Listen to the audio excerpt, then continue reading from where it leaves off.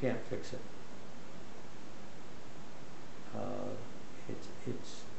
She has an addiction, okay? And do you know what that really means? That she's physically dependent upon alcohol. Don't know how it happened. Probably not important on how it happened. But she started using alcohol as like a medication that she needs to get through the day, to cope, to be able to function, to be loving to you, to be a mother. But one of the problems with it is alcohol kind of screws up our feelings, and it becomes more important than our other feelings or other drugs. So this is basically your mother's problem, and it's not your fault. It's not something you've done. You've done a lot of things that are maybe upset your mom, but that isn't what is causing her to use alcohol, and that's not what is causing her to continue to use alcohol.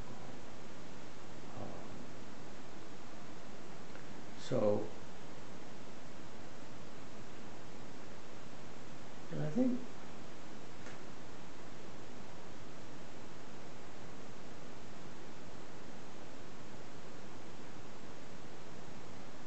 well, let me say something about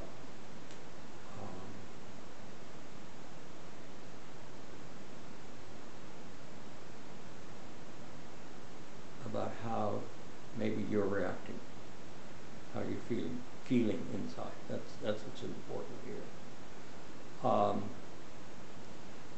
One of the ways that we often deal with this kind of a problem, or many other kinds of problems, is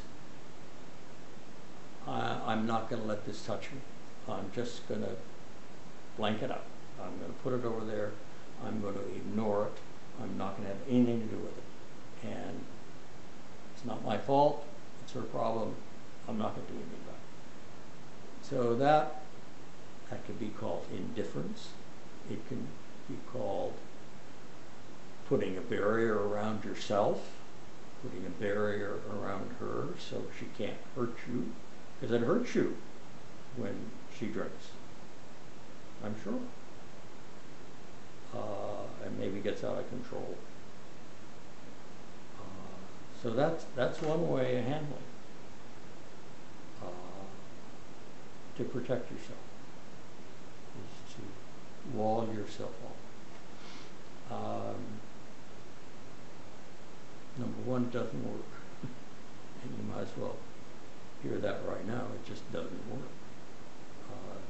It doesn't block out how you feel, because it just leaves those feelings here, and probably makes you angry, probably makes you feel helpless, which are, those two go together. Helplessness and anger go together. Now this could be about your mother's drinking. It could be, you could have the same feelings about something that you're not able to do, or something that makes you feel bad. You can put a wall around it. You can wall yourself off. You can pretend like it doesn't mean anything, it's not important. Be indifferent to the whole thing. The other possibility, and maybe there are others besides this, but the other that I would think about is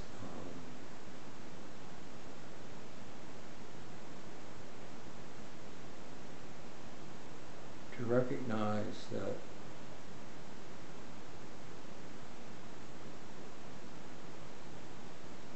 this is not basically your problem.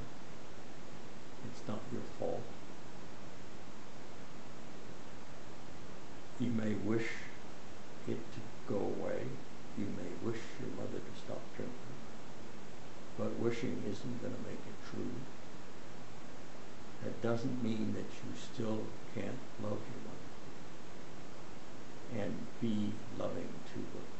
And I say those two things, love and be loving. We can love somebody, but if we're angry at them or if they're hurting us, we can't be loving. It's hard to be loving. So the love and being loving. Christianity, they say, love your neighbor. Well, there are lots of neighbors that you may not like and are a pain in the butt, and but that doesn't mean that you can't have a loving approach to them.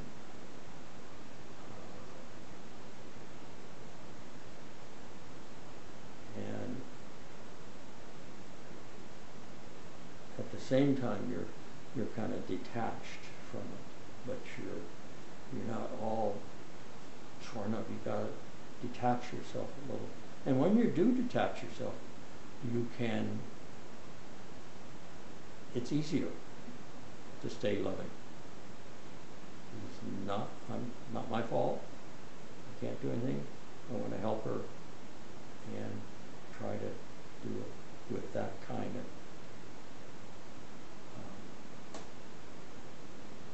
of stance.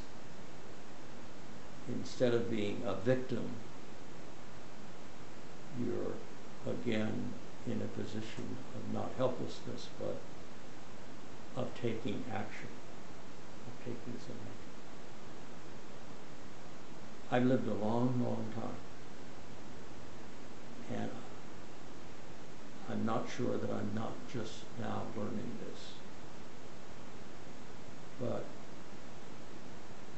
throughout life, there are going to be problems, there are going to be disappointments, there are going to be tragedies in your life.